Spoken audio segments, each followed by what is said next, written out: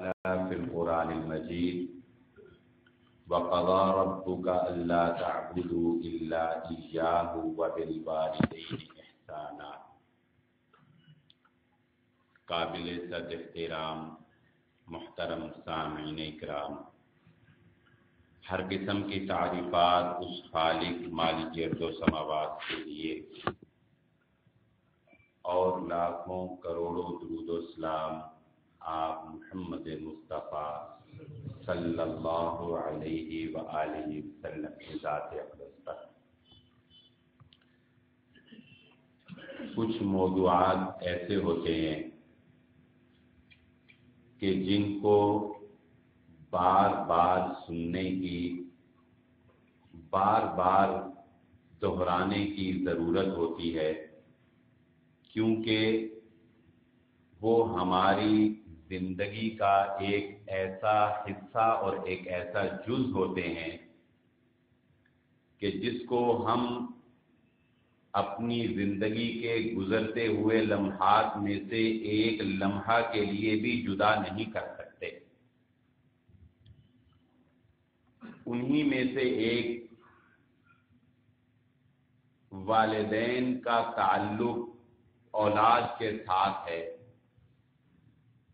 اسلام جہاں ہمیں اس بات کی تلقین کرتا ہے کہ تم اپنے خالق، اپنے مالک، اپنے رازق کے ساتھ کسی کو شریک نہ ٹھہراؤ، اللہ نے تمہارے متعلق یہ فیصلہ سنا دیا، اللہ تعبدوا الا ایاہ، کہ اللہ کے علاوہ کسی اور کی عبادت نہیں کی جائے۔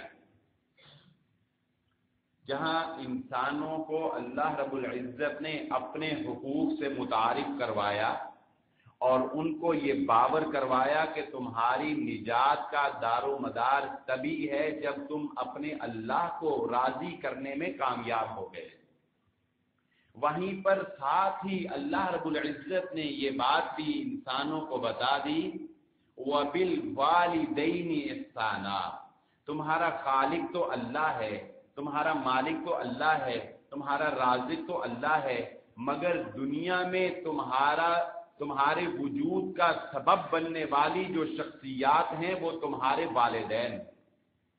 تمہارے رب نے اپنی توحید کے ساتھ جہاں یہ فیصلہ کر دیا کہ تم اللہ کے علاوہ کسی اور کے آگے نہیں جھکو گے، وہاں یہ فیصلہ بھی اللہ رب العزت نے فرما دیا کہ تمہیں ہر حال میں والدین کے ساتھ حسن سلوک کرنا ہے، والدین کے ساتھ اچھا سلوک کرنا ہے۔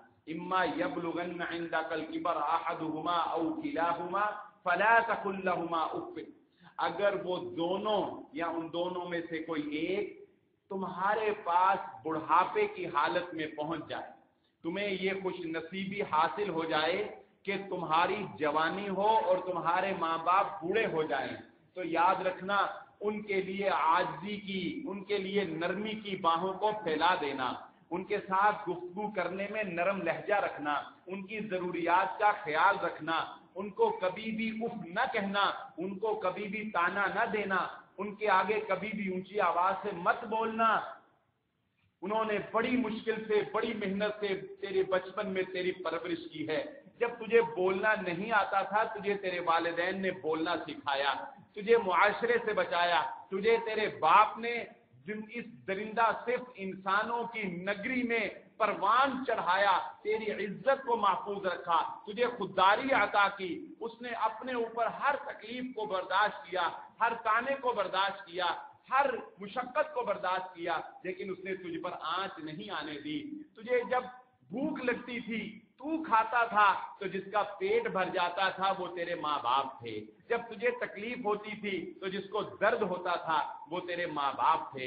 ایثار کی وہ ایسی بڑی مثال تھے، ایثار کی وہ ایسی بڑی مثال تھے کہ جب گیلی جگہ ہوتی تھی تو وہ تجھے خشک جگہ پر لٹا دیتے تھے اور خود اپنے لیے رات کو گیلی جگہ پر رات بسر کر دیتے تھے، جاگ کر گزار دیتے تھے۔ تیری ایک ایک آہ پر ان کی جان نکل جاتی تھی۔ انہوں نے اپنا پیٹ کاٹ کر تیری ضروریات، تیری خواہشات، تیری تمناؤں کو پورا کیا، وہ تیرے ماں باپ تھے۔ آج اگر تجھے یہ لگتا ہے، آج یہ بڑا پیارا اسلام نے نظریہ پیش کیا ہے جو آج کی اولاد بھلا بیٹھی ہے. یہ قیامت کی علامات میں سے جہاں زلزلوں کا آنا ہے نا، یہ جو زلزلے آتے ہیں یہ زلزلے علامات قیامت میں سے ہیں، وہاں پر یہ بھی علامات قیامت میں ہے کہ والدین کی نافرمانی کی جانے لگے. یہ آپ نے دیکھا، یہ زلزلہ جو آیا آپ نے دیکھا، میں نے نہیں دیکھا، یہ میڈیا کا دور ہے. آپ نے دیکھا کہ کسی نے آ کر کہا ہو کہ پہلے میں سود لیتا تھا اب میں سود سے توبہ کرتا ہوں؟ کسی نے کہا ہو میں رشوت لیتا تھا اب میں رشوت سے توبہ کرتا ہوں؟ کسی نے کہا ہو میں اپنے ماں باپ کا پہلے نافرمان تھا، دیکھو کتنا اللہ نے مجھے موقع دیا، زلزلہ آیا میں بچ گیا، میں اپنے والدین کی فرما برداری کا اعلان کرتا ہوں. میں بے نمازی تھا، میں نے نماز کا اعلان کیا، آج کے بعد میں نماز پڑھتا ہوں. کوئی ایسا آپ کو نظر آیا ہو جس نے اس بات کا اعلان کیا ہو کہ میں پہلے فلاں گناہ کا ارتکاب کرتا تھا آج میں توبہ کرتا ہوں؟ افسوس کہ یہ شیطان کا بہت بڑا ہتھیار ہے کہ انسان سے، مسلمان سے وہ توبہ کرنے کی صلاحیت کو بھی سلب کرنے. کتنا بڑا ہتھیار ہے، کتنا بڑا ہتھیار ہے یہ مومن کا کہ انسان کی موت کے آنے سے ایک لمحہ پہلے بھی اگر وہ سچے دل سے توبہ کر لے اللہ اس کے سارے گناہ معاف فرما دے. اور شیطان کا یہ کامیابی نہیں، ختم اللہ علی قلوبہم کی کیا یہ منہ بولتی تصویر نہیں کہ جھنجھوڑے جانے کے باوجود انسان توبہ نہ کرے. لیکن بہرحال یہ ہمارا موضوع نہیں ہے، ہمارا موضوع تو والدین کی تابعداری اور فرما برداری ہے. تو یہ بھی علامات قیامت میں ہے کہ والدین کی نافرمانی کی جانے لگے گی. دیکھو اسلام نے تمہیں کیا سکھایا ہے. اگر تمہیں آج یہ لگتا ہے کہ تیری والدہ کا مزاج سخت ہو گیا ہے تو کیا یہ اس وقت کی سختی بھول گیا تو جب اس نے 9 ماہ تجھے اپنے جسم کی غذا فراہم کی؟ کیوں تو آج تجھے یہ لگتا ہے کہ تیرا باپ کرخت مزاج ہو گیا، تیرا باپ نرم دل نہیں رہا، تیرا باپ چڑچڑا پن اس کے اندر آ گیا؟ اگر تجھے آج یہ لگتا ہے تو کیوں تو بھول گیا ان دنوں کو جب وہ دھوپ کی تپش برداشت کرتا تھا تیرے رزق کی خاطر، تجھے کھلانے کی خاطر، تیری تعلیم کی خاطر، تیرے افزائش کی خاطر اور دنیا میں تیرا نام بن جائے اس کی خاطر تو کیوں بھول گیا؟ آج تجھے یہ لگتا ہے کہ تیری ماں تجھے جو بات کہتی ہے وہ زمانہ ساز نہیں، وہ تیرے ذہن کو، تیرا ذہن اس کو قبول نہیں کرتا. آج تجھے یہ لگتا ہے بچوں کے دادا دادی بچوں کی تربیت میں خلل ڈال رہے ہیں. تو کیوں بھول گیا اس وقت کو جب اس نے زندگی اور موت کی کشمکش میں اپنی تکلیف کو برداشت کر کے تجھے جنم دے کے دنیا میں تجھے وجود بخشا تھا؟ تو کیوں بھول گیا اس 2 سال کی مدت کو جب اس نے اپنے جسم کو کمزور کر کے اپنی پرواہ کیے بغیر تجھے 2 سال دودھ پلایا؟ تو کیوں بھول گیا ان جاگتی ہوئی راتوں کو جب وہ تجھے سلانے کی خاطر رات کو جاگا کرتے تھے؟ تجھے کیوں لگتا ہے آج وہ تیرے مزاج کے مطابق بات نہیں کرتے؟ کیوں بھول گیا؟ یہی بات انسان کو اللہ رب العزت باور کرواتے ہیں، وَقُلْ رَبِّ ارْحَمْهُمَا كَمَا رَبَّيَانِي صَغِيرًا. جب تم نے اللہ سے یہ دعا کرنی ہے نا تو دعا کر کے اللہ کو یہ بتانا کہ یا اللہ بچپن میں انہوں نے مجھ پہ بڑا رحم کیا تھا، آج تو ان کے اوپر رحم فرما، آج تو ان کے اوپر رحم فرما. کیوں؟ کیونکہ بچپن میں انہوں نے مجھ پہ بڑا رحم کیا تھا، میں کسی قابل نہیں تھا انہوں نے مجھے قابل بنا دیا تھا. انسان کبھی یہ نہ سمجھنا کہ آج تجھے معاشرے میں ایک نام مل گیا تو تیری اس میں کوئی کمال تھا. ہاں تجھے جو نوازا اللہ نے نوازا، مگر اس کے پس پردہ، اس کے پنہاں جو بات تھی وہ تیری ماں کی دعا تھی، وہ تیرے والدین کی دعائیں تھیں جنہوں نے اپنی دعا کا تجھ سے کبھی صلہ نہیں مانگا تھا، کبھی بدلہ نہیں مانگا تھا، کبھی تجھے جتلایا نہیں تھا انہوں نے کہ ہم تیرے لیے دعائیں کرتے ہیں تو ہمارے لیے فلاں کام کر. نہیں، کبھی نہیں جتلایا. اس سے بڑی مثال اور کیا ہو سکتی ہے کہ محمد الرسول اللہ صلی اللہ علیہ وآلہ وسلم نے غار میں، لمبی روایت ہے اس کا خلاصہ اور لب لباب آپ کے سامنے بیان کر دوں. غار میں پھنس جانے والے 3 اشخاص کا واقعہ اللہ کے نبی صلی اللہ علیہ وآلہ وسلم نے بیان فرمایا.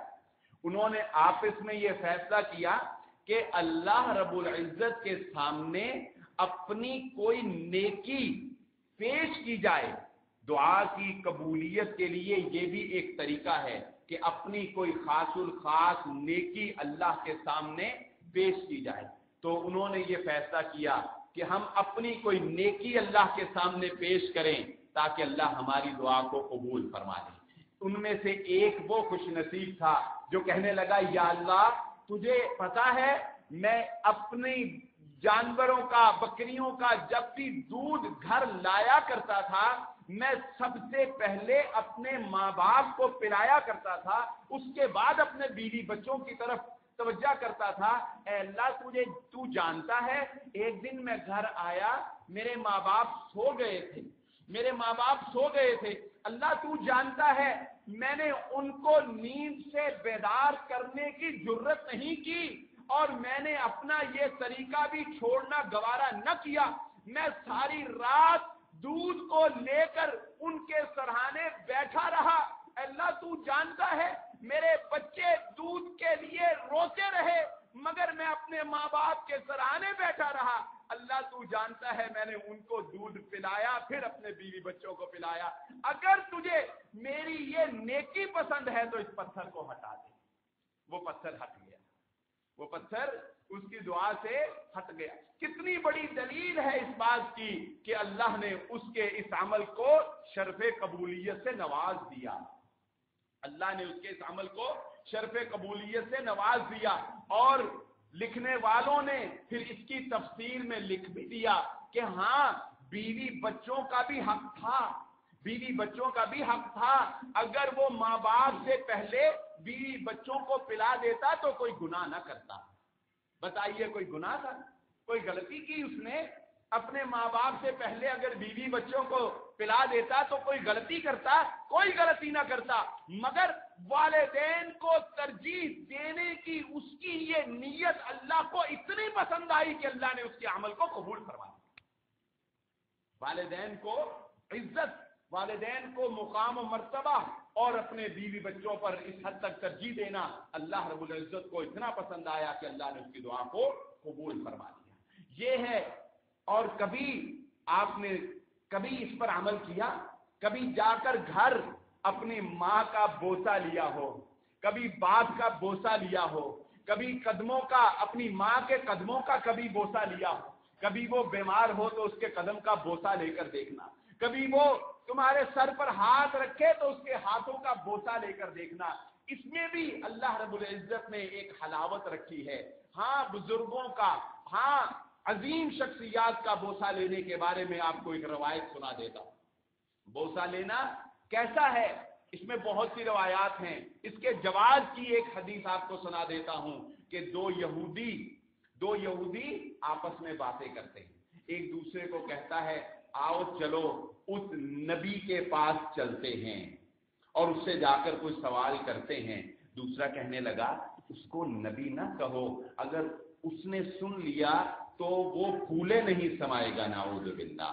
یعنی مانتے تو تھے کہ وہ نبی ہیں لیکن آپس میں کہتے ہیں نبی نہ کہو. تو دونوں آئے, آ کر اللہ کے نبی صلی اللہ علیہ وآلہ وسلم سے, یہودی تھے پرانی باتوں کو جانتے تھے, تو اللہ کے نبی صلی اللہ علیہ وآلہ وسلم سے انہوں نے سوالات کیے. نبی صلی اللہ علیہ وآلہ وسلم نے درست جوابات دیے. آپ سچے نبی تھے اور وہ بھی یہی جاننا, مزید تصدیق کرنا چاہتے تھے, جانتے تو تھے.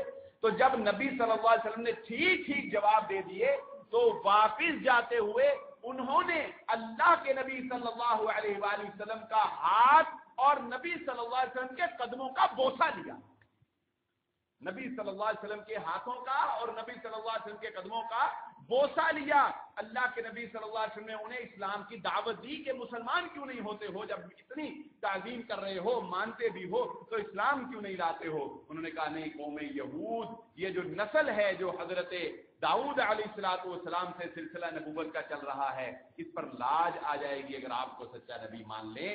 ہم یہ بات برداشت نہیں کر سکتے. بہرحال اس حدیث سے علماء نے یہ مسئلہ اخذ کیا کہ کسی بزرگ شخصیت کا بوسہ لینا, اس کے قدموں کا بوسہ لینا, اس کے ہاتھوں کا بوسہ لینا, یہ درست عمل ہے. اللہ کے نبی صلی اللہ علیہ وسلم نے ان کو ایسا کرنے دیا اور اس سے ممانعت نہیں فرمائی. اور بھی دلائل اس کے بارے میں موجود ہیں. تو یہ میں ایک ترغیب دلا رہا ہوں کتنی خوشی ہوتی ہوگی ماں باپ کو، یہ ماں باپ ہی جان سکتے ہیں کہ جب بچہ ان کے ہاتھ کا بوسہ لے گا، جب بچہ ان کے قدموں کا بوسہ لے گا، کہ محمد الرسول اللہ صلی اللہ علیہ وآلہ وسلم نے ارشاد فرمایا، اللہ کو راضی کرنا چاہتے ہو، کوئی دن کا عابد ہو، دن کا صائم ہو، راتوں کو تہجد گزار ہو اور قرآن کی تلاوت کثرت سے کرنے والا ہو، یاد رکھ لو کبھی اپنی نیکی پہ مان نہ کرنا، کوئی فائدہ نہیں ہوگا اس عبادت کا کہ اگر تیرے والدین تجھ سے ناراض ہیں، کیونکہ اللہ کے نبی صلی اللہ علیہ وسلم نے فرمایا اللہ کی رضا والدین کی رضامندی میں ہے اور اللہ کی ناراضگی والدین کی ناراضگی میں ہے۔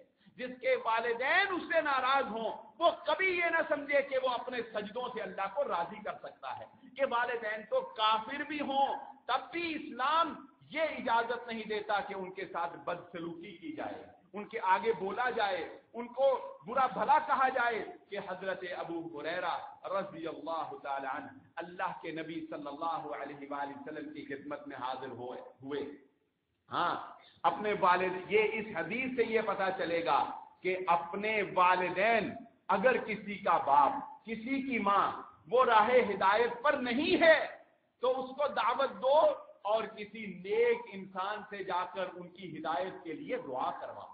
کہ حضرت ابو ہریرہ رضی اللہ تعالی عنہ اللہ کے نبی صلی اللہ علیہ وآلہ وسلم کی خدمت میں حاضر ہو کر کہتے ہیں، اے اللہ کے نبی صلی اللہ علیہ وسلم میری والدہ مسلمان نہیں ہے اور یہ بات مجھے بہت تکلیف دیتی ہے، میں ان کی خدمت کرتا ہوں، میں ان کی تابعداری کرتا ہوں، میں ان کا حکم بجا لاتا ہوں، لیکن جب میں یہ دیکھتا ہوں کہ وہ مسلمان نہیں ہیں یہ بات مجھے بڑی تکلیف دیتی ہے۔ آپ دعا کریں اللہ ان کو اسلام کی توفیق دے دے۔ اللہ کے نبی صلی اللہ علیہ وآلہ وسلم نے دعا کی، حضرت ابو ہریرہ واپس پلٹے، گھر پر دستک دی، والدہ نے کہا ٹھہر جاؤ، اندر سے غسل کرنے کی آواز آ رہی، پانی کے بہانے کی آواز آ رہی تھی۔ جب دروازہ کھولا والدہ نے کہا ابو ہریرہ میں غسل کر رہی تھی، خوش ہو جاؤ کہ میں نے اسلام قبول کر لیا۔ یہ طریقہ ہے والدین کو راہ راست پر ہدایت پر لانے کا، یہ طریقہ ہے۔ ان کے ساتھ حسن سلوک کرو، ان کے ساتھ اچھے طریقہ سے پیش آؤ اور اس کے بعد دعا کرو خود بھی اور دعا کرواؤ ان کے لیے بھی۔ اگر وہ راہ ہدایت پر نہیں ہے تو محمد الرسول اللہ صلی اللہ علیہ وآلہ وسلم نے تو یہ واقعہ پہلے سن چکے، اختصار کے ساتھ میں دوبارہ سنا دوں کہ حضرت عمر ابن خطاب رضی اللہ تعالی عنہ کو حضرت اویس قرنی رحمہ اللہ سے اپنے لیے بخشش کی دعا کروانے کے لیے کہا تھا محمد الرسول اللہ صلی اللہ علیہ وآلہ وسلم نے کہ عمر آپ کے پاس قرن قبیلے سے ایک اویس نام کا آدمی آئے گا، جب وہ آپ کے پاس آئے تو اس سے اپنے لیے بخشش کی دعا کروائیے گا۔ جب وہ آئے تو حضرت عمر ابن خطاب رضی اللہ تعالیٰ عنہ نے ایک صحابی رسول صلی اللہ علیہ وسلم خلیفہ ثانی نے، جن کا گھر اللہ کے نبی صلی اللہ علیہ وسلم جنت میں دیکھ آئے ہیں، انہوں نے اویس کرنی کو کہا آپ میرے لیے بخشش کی دعا کریں کیونکہ ایسا کرنے کو مجھے محمد الرسول اللہ صلی اللہ علیہ وسلم نے کہا تھا۔ اور اویس کرنی رحمہ اللہ میں خاص بات کیا تھی کہ اویس اپنی ماں کا بڑا خدمت گزار تھا، اسے یہ مقام و مرتبہ، اسے یہ صلہ کہ ایک صحابی کے لیے وہ دعا کرے بخشش کی، اسے یہ عظیم مرتبہ اور یہ عظیم منصب اگر کسی وجہ سے ملا تو صرف اس وجہ سے ملا کہ وہ درویش، وہ مرد درویش اپنی ماں کا بڑا خدمت گزار تھا، اپنی ماں کا بڑا تابعدار تھا، اپنی ماں کا بڑا فرما بردار تھا۔ اور ماں کے درجے کو تو محمد الرسول اللہ صلی اللہ علیہ وآلہ وسلم نے اس وقت باپ کی بنسبت 3 درجے بلندی عطا فرما دی کہ جب ایک شخص نے آ کر پوچھا اے اللہ کے نبی صلی اللہ علیہ وآلہ وسلم میرے حسن سلوک کا دنیا کے اندر سب سے زیادہ حقدار کون ہے؟ فرمایا تیری ماں۔ اس نے پوچھا اللہ کے نبی صلی اللہ علیہ وسلم اچھا اس کے بعد پھر کون ہے؟ فرمایا پھر تیری ماں۔ اس نے کہا پھر تیسری دفعہ کون ہے؟ کہا پھر تیری ماں ہے۔ ہاں چوتھی دفعہ پوچھنے پر بتایا تیرا باپ ہے۔ ماں کا درجہ تو یہاں تک ہے، محمد الرسول اللہ صلی اللہ علیہ وسلم نے 3 درجے باپ کی نسبت ماں کو عظیم درجہ عطا فرما دیا۔ یہ ماں کا تقدس ہے، یہ ماں کا احترام ہے، یہ ماں کا مرتبہ ہے، یہ ماں کی شان ہے جو محمد رسول اللہ صلی اللہ علیہ وسلم بیان فرماتے ہیں۔ اور جب ایک خاتون، ایک بوڑھی عورت تشریف لائی، اللہ کے نبی صلی اللہ علیہ وآلہ وسلم اپنے منصب پر بیٹھے ہوئے ہیں۔ آپ جانتے ہیں جتنا جس کا منصب اعلیٰ ہوتا ہے، جتنا جس کا مقام و مرتبہ اعلیٰ ہوتا ہے، اس کی جگہ پر بیٹھنا یہ کوئی معمولی بات نہیں ہوتی۔ کوئی بہت بڑا افسر اپنی کرسی پر اپنے سے بڑے کو ہی بٹھاتا ہے، اپنے سے برابر والے کو بھی نہیں بٹھاتا۔ تو جب وہ کسی کو بٹھاتا ہے تو یہ اس کو عزت دینا ہوتا ہے، یہ اس کو تکریم، اس کی شان میں اضافہ کرنا ہوتا ہے۔ محمد الرسول اللہ صلی اللہ علیہ وآلہ وسلم اپنے منصب پر، اپنی مسند پر بیٹھے ہوئے ہیں، اور ایک بوڑھی عورت، ایک سادہ سی عورت تشریف لائی۔ نبی صلی اللہ علیہ وآلہ وسلم کھڑے ہو گئے، اپنی جگہ سے اٹھ گئے اور ان کو اپنی جگہ کے اوپر بٹھا دیا، اپنی مسند کے اوپر بٹھا دیا۔ جب وہ چلی گئیں تو پوچھنے والوں نے پوچھا، اے اللہ کے نبی صلی اللہ علیہ وسلم، آپ کا مقام و مرتبہ تو کیا بات ہے، یہ عورت کو ایسی کون سی خاصیت تھی، اس میں کون سی ایسی خوبی تھی، کون سے ایسا کمال تھا کہ آپ اپنی جگہ سے اٹھ گئے اور اپنی جگہ پر اس عورت کو بٹھا دیا؟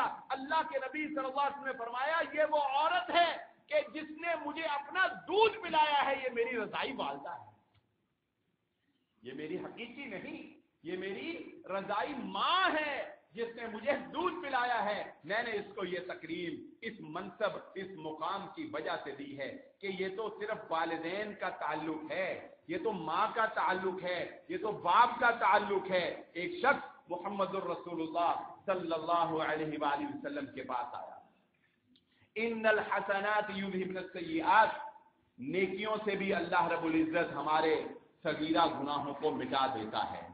نیکیاں صرف 2 نفل پڑھ لینے سے ہی گناہ معاف نہیں ہوتے، صرف نماز پڑھ لینے سے ہی گناہ معاف نہیں ہوتے۔ اللہ، نماز تو فرض ہے۔ اللہ کے نبی صلی اللہ علیہ وآلہ وسلم کے پاس ایک شخص آیا، آ کر کہنے لگا، اے اللہ کے نبی صلی اللہ علیہ وسلم، پہاڑ کی اوٹ میں کسی عورت سے کچھ تھوڑی بہت غلطی کر بیٹھا ہوں۔ نبی صلی اللہ علیہ وآلہ وسلم نے فرمایا، تیری ماں زندہ ہے؟ اس نے کہا، نہیں ہے اللہ کے نبی صلی اللہ علیہ وسلم، میری والدہ وفات پا گئی۔ نبی صلی اللہ علیہ وآلہ وسلم نے فرمایا، اچھا تیری خالہ حیات ہیں، ماں کی بہن زندہ ہے؟ اس نے کہا، جی اے اللہ کے نبی صلی اللہ علیہ وسلم، میری خالہ زندہ ہے۔ اللہ کے نبی صلی اللہ علیہ وسلم نے فرمایا، جاؤ اپنی خالہ کے ساتھ صلہ رحمی کرو، اس کی خدمت کرو، اس کے کام آؤ، اس کی کوئی خدمت کرو۔ اسی وجہ سے، اسی خدمت کی وجہ سے اللہ تیرے گناہ کو معاف فرما دے۔ ماں کی خدمت تو کیا درجہ رکھتی ہوگی، ماں کی بہن خالہ کی خدمت پر بھی اللہ کے نبی صلی اللہ علیہ وسلم فرما رہے ہیں کہ تمہارے گناہوں کو معاف کر دیا جائے گا۔ اور آج رزق کا متلاشی انسان اس بات کو کیوں بھول گیا؟ اللہ یبسط الرزق لمن یشاء ویقدر، اللہ جس کے لیے چاہتا ہے رزق کو کشادہ کر دیتا ہے۔ اور محمد الرسول اللہ صلی اللہ علیہ وسلم نے فرمایا، من اراد ان یبسط له فی رزقه فلیصل رحمہ، جو یہ چاہتا ہے کہ اس کے رزق میں کشادگی پیدا کر دی جائے، برکت پیدا کر دی جائے، اسے چاہیے رشتہ داروں کے ساتھ صلہ رحمی کرے، رشتہ داروں کے کام آئے۔ رشتہ دار کون ہوتے ہیں؟ ماں کے تعلق سے، باپ کے تعلق سے رشتہ دار بنتے ہیں، یہ خونی رشتہ دار ہیں، یہ رحم کے رشتے ہیں۔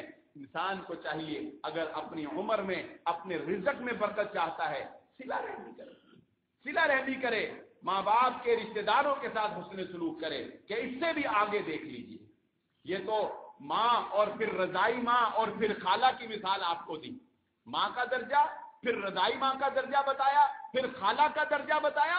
اب اس سے بھی آگے سن لیں کہ حضرت عبداللہ ابن عمر رضی اللہ تعالی عنہ راستے میں جا رہے ایک بدو دیہاتی، سادہ سا آدمی ملا، سادہ سا بدو، سواری سے اترے، اس کو ملے، خوش دلی کے ساتھ گلے لگا کر، اور اپنے سر سے اپنا امامہ اتار کر اس کے سر پر رکھ دیا۔ یعنی آپ اندازہ کریں کہ صحابہ اکرام کس طرح کسی دوسرے کی تکریم کیا کرتے تھے، کس طرح کسی دوسرے کو عزت دیا کرتے تھے، کہ پھر جب وہ چلا گیا تو آپ کے ساتھ ایک آپ کا ساتھی تھا، اس نے کہا آپ نے اس دیہاتی آدمی کو اتنی تکریم دی، اتنی عزت دی، یہ بیچارے سادے سے لوگ ہوتے ہیں، تھوڑی سی بات پر بھی بڑے خوش ہو جاتے ہیں، اگر آپ اس کو صرف اتر کے مل ہی لیا تھا نا، یہ بھی بڑا کافی تھا، بڑا خوش ہوا تھا وہ۔ حضرت عبداللہ بن عمر رضی اللہ تعالیٰ عنہ فرمانے لگے تم نہیں جانتے اس کا میرے ساتھ تعلق کیا تھا؟ اس نے پوچھا کیا تعلق تھا؟ فرمایا اس کا باپ میرے باپ عمر ابن خطاب رضی اللہ تعالیٰ عنہ کا دوست تھا۔ بتائیں ذرا کیا تعلق؟ ڈائریکٹ نہیں، بلکہ میرا باپ اس کے باپ کا دوست تھا، یہ آپس میں دوستی تھی، گویا کہ یہ میرے باپ کے دوست کا بیٹا تھا، اس لیے میں نے اس کو یہ عزت دی، اس لیے میں نے اس کی یہ تکریم کی ہے۔ یہ وہ نسبت ہے جو ماں باپ کو صحابہ اکرام نسبت کی وجہ سے بھی تکریم اور عزت دیا کرتے تھے۔ بھول گیا ہے آج کا انسان کے والدین کا تقدس کیا ہے، والدین کا احترام کیا ہے۔ آج کے انسان کو تو والدین پر خرچ کرتے ہوئے بھی بخل جو ہے وہ آڑے آ جاتا ہے کہ محمد الرسول اللہ صلی اللہ علیہ وآلہ وسلم کے پاس ایک گلہ لے کر اپنی طرف سے ایک شکایت لے کر آیا۔ کس کی شکایت تھی؟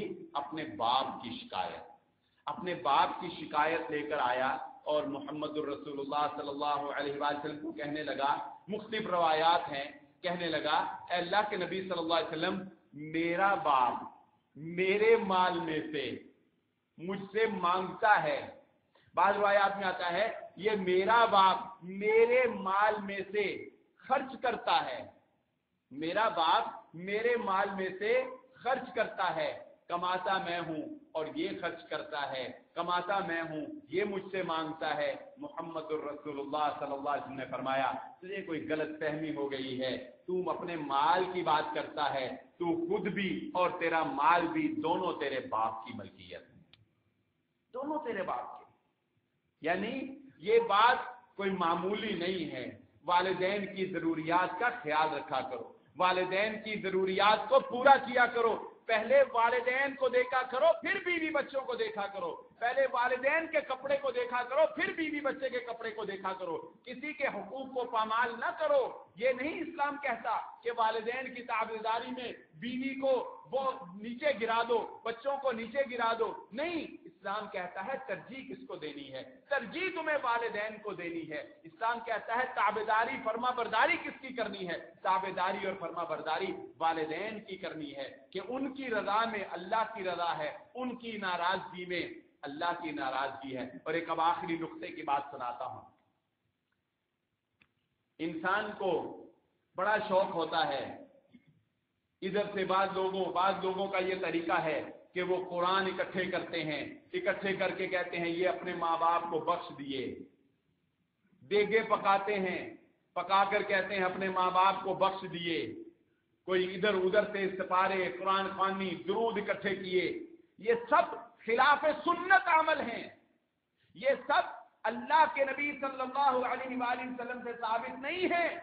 اے مسلمان، ذرا اپنی محبت اپنے والدین سے غور تو کر، تجھے اپنے والدین سے اتنی الفت ہے کہ ان کو تیرے عمل کی جزا ملے گی، تو قرآن پڑھے گا ان کو ثواب ملے گا، تو نماز پڑھے گا ان کو ثواب ملے گا، تو کوئی نیکی کا کام کرے گا ان کو ثواب ملے گا، تجھے اتنی بھی توفیق نہیں کہ اسی نیت سے نیکی کر لے کہ چلو اس کا فائدہ میرے ساتھ ساتھ میرے ماں باپ کو بھی ہوتا ہے، ان کے لیے بھی تجھے دوسروں کے پڑھے قرآن چاہیے، دوسروں کے پڑھے درود چاہیے، دوسروں کی پڑھی ہوئی کی ہوئی نیکیاں تجھے چاہیے، تو اپنے ماں باپ کے لیے نیکی نہیں کر سکتا، نماز نہیں پڑھ سکتا، دو نفل نہیں پڑھ سکتا، کہ محمد الرسول اللہ صلی اللہ علیہ وآلہ وسلم نے فرمایا تھا کہ ایک شخص وفات پا گیا، جنت میں چلا گیا، جنت میں بیٹھے بیٹھے اس کے درجات کو بلند کر دیا گیا، فرشتوں سے اس نے پوچھا میں نے کوئی نیکی نہیں کی، پھر میرے درجے کو کیسے بلند کر دیا گیا؟ فرشتوں نے اس کو بتایا تیرے پیچھے تیرا بیٹا ہے جو تیرے لیے دعا کرتا ہے، اللہ نے اس کی وجہ سے تیرے درجوں کو جنت میں بلندی عطا فرمائی۔ خود نہیں کر سکتے اپنے ماں باپ کے لیے دعا، اتنے کمزور ہو گئے ہو، یہ محبت رہ گئی ہے تمہیں اپنے ماں باپ سے. یاد رکھ لیجئے یہ بات, اذا مات العبد انقطع عمله, جب انسان مر جاتا ہے اس کے عمل منقطع ہو جاتے ہیں. یہ اللہ نے ایک ایسا نظام رکھا ہے, بچے کو کہنے کی ضرورت نہیں کہ یہ میں نے پڑھے ہیں, یہ میرے ماں باپ کو بخش دے. اللہ نے نظام رکھ دیا ہے. محمد الرسول اللہ صلی اللہ علیہ وسلم نے فرما دیا ہے کہ نیک اولاد مرنے کے بعد بھی انسان کے لیے باعث منفعت ہے, مرنے کے بعد بھی انسان کو فائدہ دیتی ہے.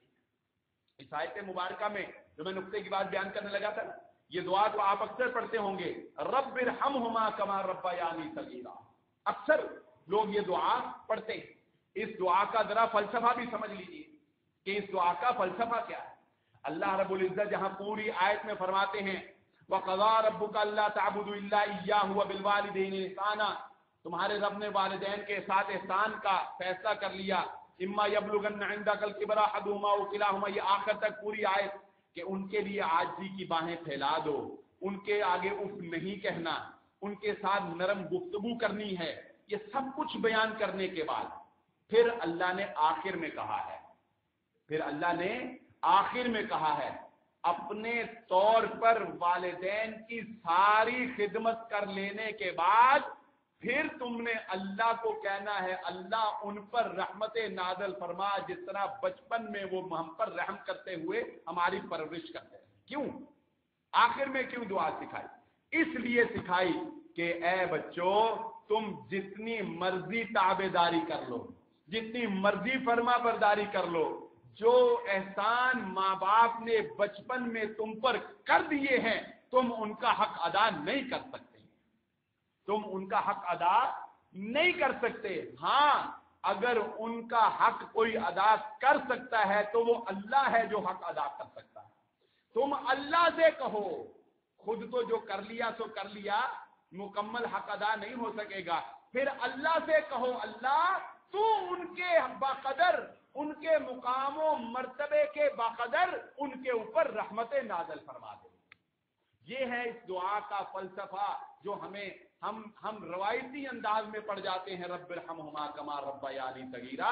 یہ ہے فلسفہ کہ انسان کبھی بھی اپنے ماں باپ کی ان خدمات کا جو انہوں نے اولاد کے لیے کی ہوتی ہے حق ادا نہیں کر سکتا.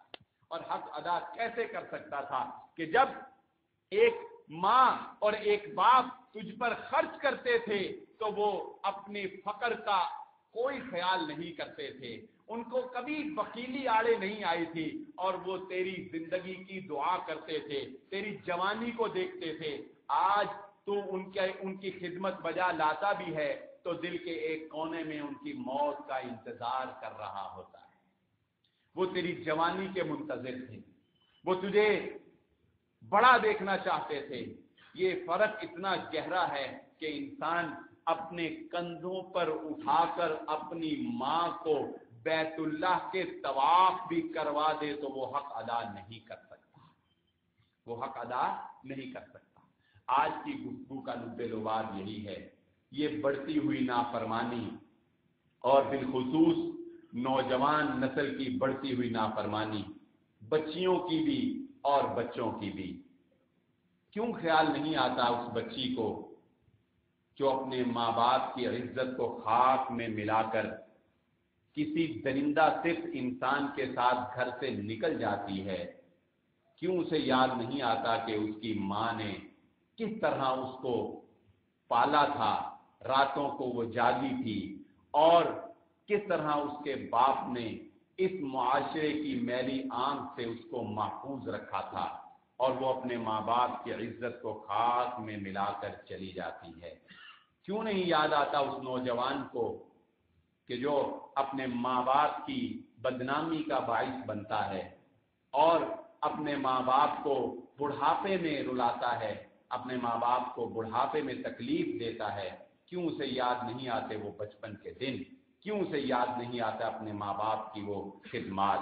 ضرورت ہے اس بات کی, اپنے بچوں کو بتائیں, دین سکھائیں کہ دین ان کے ماں باپ کا کیا مقام و مرتبہ پیش کرتا ہے.